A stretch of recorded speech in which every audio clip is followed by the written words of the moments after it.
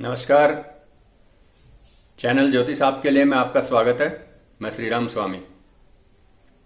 आज हमारा चर्चा का विषय है माँ पीताम्बरा। वैशाख शुक्ला अष्टमी को इनका प्रादुर्भाव दिवस है। आगामी 20 मई को आ रहा है। इनके बारे में विस्तार से चर्चा करते हैं।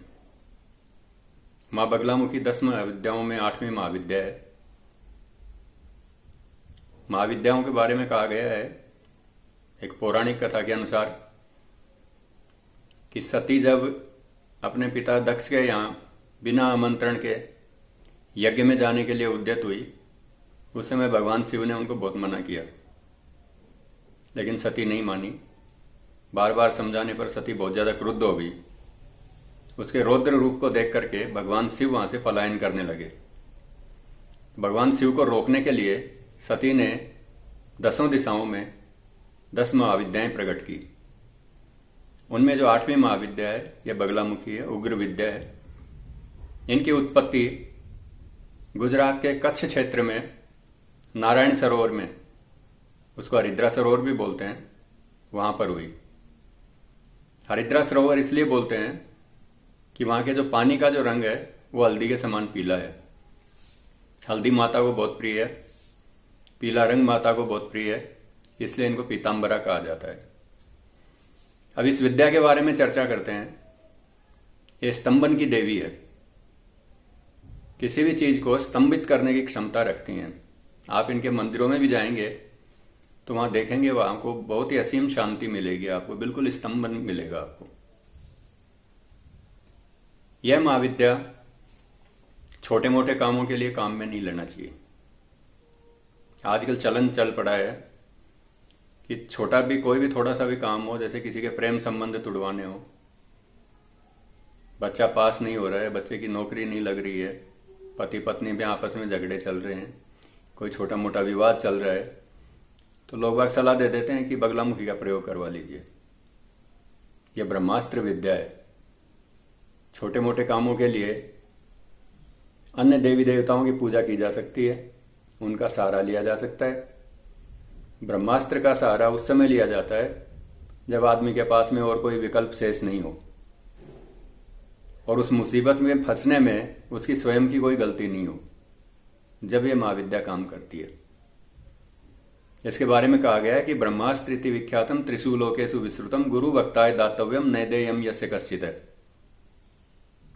जो गुरु की भक्ति करे, प्राणपण से गुरु के चरणों की सेवा करे, उसी को यह भक्ति प्राप्त होती है, फलीभूत होती है, और उसी को मिलनी चाहिए। इसके साधक को चाहिए कि मां बगलामुखी की पूजा उपासना अर्चना गुरु की देखरेख में करे, गुरु के सानिध्य में करे। पुस्तकों में पढ़ करके मनमाना प्रयोग करने से अनिष्ट होने की संभावना बहुत ज्यादा रहती है। यह अनादिकार चेष्टा है। 10 महाविद्याएं जो होती हैं गुरुगम्य विद्याएं होती हैं, बिना गुरु के नहीं करनी चाहिए। इस चीज का खास तौर से ध्यान रखें। ये महाविद्या बहुत क्षमतावान है। इसके बारे में कहा है कि वादी मूकति रंकति क्षितिपति वैश्वानर शीतति, अग्नि को भी ठंडा कर सकती है। क्रोधी साम्यति दुर्जन सुदंती क्षिप्रानुगे खंजति, गर्वी खरवती सर्व विच्च जड़ती त्वद्यंत्रणा यंत्रित श्री नित्य बगलामुखी प्रतिदिनम कल्याणी तुभ्यम नमः। इसलिए इसका जो प्रयोग है वो बहुत ही सोच समझ करके और अंतिम विकल्प के रूप में करना चाहिए। अब इस देवी के मंदिरों के बारे में चर्चा करते हैं कि भारत में कहाँ कहाँ मंदिर है। सबसे प्राचीन मंदिर है हिमाचल प्रदेश में, देहरा तिराया पड़ता है कांगड़ा रोड पे। वहां से चिंतपूर्णी से एक रास्ता जाता है, राइट साइड में ज्वाला जी की तरफ जाता है। सीधे कांगड़ा की तरफ जाएंगे तो 13 किलोमीटर आगे वनखंडी जगह है, वहां पर एक बहुत प्राचीन पौराणिक मंदिर है। कहते हैं भगवान राम ने वहां पर शक्ति प्राप्ति के लिए तपस्या की थी। अति रम्य स्थान है। वहां पर राजनेताओं के, अफसरों के, व्यापारियों के अनुष्ठान चलते ही रहते हैं। दूसरा जो प्रसिद्ध मंदिर है वो नलखेड़ा में है, मध्य प्रदेश के मालवा क्षेत्र में। झालावाड़ से 80 किलोमीटर दूर है।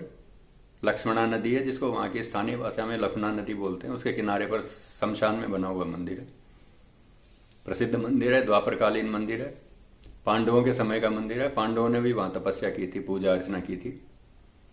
वहाँ के पुजारी और वहाँ जो पंडित रहते हैं, योग्य पंडित हैं, उनकी जो टीम है, करीब 100 के करीब पंडित होंगे जो वहाँ पर अनुष्ठान में लगे रहते हैं और लोगों का भला होता है। तीसरा जो मंदिर है, जिसकी स्थापना स्वामी जी महाराज ने दतिया में की थी। स्वामी जी महाराज ने हिमाचल प्रदेश वाले मंदिर में तपस्या की थी, वहाँ उनको सिद्धि प्राप्ति हुई थी। उसके बाद यहाँ दतिया में शमशान में आकर के इन्होंने मंदिर की स्थापना की थी, छोटे रूप में। आज जो विशाल रूप ले लिया है और बिल्कुल शहर के बीचों बीच है, सिद्ध पीठ है। यहाँ भी साधक आते हैं, अपनी मनोकामना पूर्ण करने के लिए आते हैं। पुस्तकों में जो देवी पीताम्बरा का मंत्र मिलता है, सर्वसुलभ मंत्र है, ओम लीम बगलामुखी सर्वदुष्टानाम वाचम मुखम पदम स्तंभय जिह्वाम कीलय बुद्धिम विनाशय लीम ओम स्वाहा। लीम इसका बीज मंत्र है और लय मिला हुआ है। यह सर्वसुलभ मंत्र है। सर्वतो भावेन सर्वे भवन्तु सुखिने की भावना से अगर आप इसका जाप करते हैं, पीले वस्त्रों का प्रयोग करते हैं, पीली माला का प्रयोग करते हैं, पीला आसन का प्रयोग करते हैं, पीला ही भोजन करें, तो ये बहुत फलदायी है। आपको शांति, सुख और ऐश्वर्य प्रदाता है। किसी के अनिष्ट की भावना से कभी भी मंत्र का इसका जाप नहीं करें, ये खास तौर से ध्यान रखें। अब आज का विचार बिंदु। 1962 में जब चाइना वार हुआ था भारत के विरुद्ध, युद्ध रुक नहीं रहा था, हमारे बहुत से सैनिक मारे जा रहे थे, हमारे भूभाग पे अतिक्रमण हो गया था। तत्कालीन प्रधानमंत्री के पास कोई उपाय नहीं था। उस समय के प्रधानमंत्री नेहरू दतिया पीठाधीश्वर स्वामी जी के पास गए। उन्होंने अनुनय किया कि आप इस युद्ध को रोकने के लिए कोई अनुष्ठान करें। तब स्वामी जी महाराज ने माँ पीताम्बरा और धूमावती दोनों का संयुक्त अनुष्ठान किया। अनुष्ठान के मध्य में ही उन्होंने घोषणा कर दी थी कि अनुष्ठान सफल है और ये युद्ध रुक जाएगा। और अनुष्ठान पूर्ण होते होते ये युद्ध समाप्त हो गया था। हमारे शास्त्रों में देश के ऊपर जब कोई संकट आता है तो उसके बहुत से उपाय दिए गए हैं। देश के ऊपर संकट आता है, 3 तरह से आता है। पहला जो संकट आता है युद्ध के रूप में आता है, शत्रु देश से युद्ध के रूप में आता है। दूसरा संकट होता है आर्थिक संकट, बहुत ज्यादा अकाल पड़ जाए, आर्थिक स्थिति बहुत ज्यादा खराब हो जाए। तीसरा संकट महामारी का। हमारे शास्त्रों में तीनों का ही निदान का उपाय दिए हुए हैं। महामारी के लिए, युद्ध के लिए मां पीताम्बरा का और 64 योगिनियों का।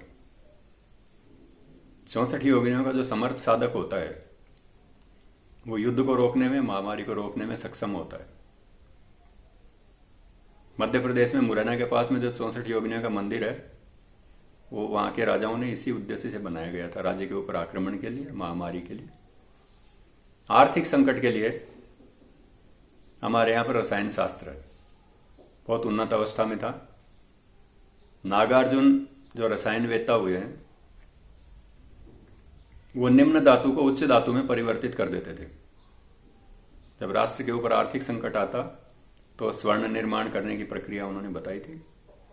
आयुर्वेद के जो भी जानकार हैं वो समझते हैं कि पारे के 14 संस्कार होते हैं। पारे को रस बोलते हैं। रसायन शास्त्र पारे के नाम से, रस के नाम से पढ़ा है। 14 संस्कार होने के पश्चात पारे की भस्म तैयार हो जाती है। उस भस्म को आप किसी भी निम्न धातु में, जैसे तांबे आदि में डाल देंगे तो उसको स्वर्ण में परिवर्तित कर देती है। विज्ञान इस बात को नहीं मानता है, लेकिन हमारा रसायन शास्त्र और हमारे जो पीछे के जो उदाहरण हैं इस बात को पुष्ट करते हैं कि ऐसा हुआ है और हो सकता है। आजकल हमारे राजनेता अपनी स्वार्थ सिद्धि के लिए, अपने प्रतिद्वंदियों को परास्त करने के लिए बहुत से अनुष्ठान करवाते रहते हैं। कई लोग चोरी छिपे जाते हैं, कई सामने जाते हैं। आज देश के ऊपर यह संकट की स्थिति है महामारी की। उनकी नैतिक जिम्मेदारी बनती है कि संयुक्त रूप से इस तरह का प्रयास किया जाए, योग्य साधकों को, योग्य विद्वानों को, सिद्ध पुरुषों को ढूंढ करके और इस तरह का अनुष्ठान करवाया जाए जिससे इस महामारी से मुक्ति मिल सके। आज के लिए इतना ही। सर्वे भवन्तु सुखिनः, सर्वे सन्तु निरामया, सर्वे भद्राणि पश्यन्तु, मा कश्चित् दुःख भाग् भवेत्। जय मां पीताम्बरा।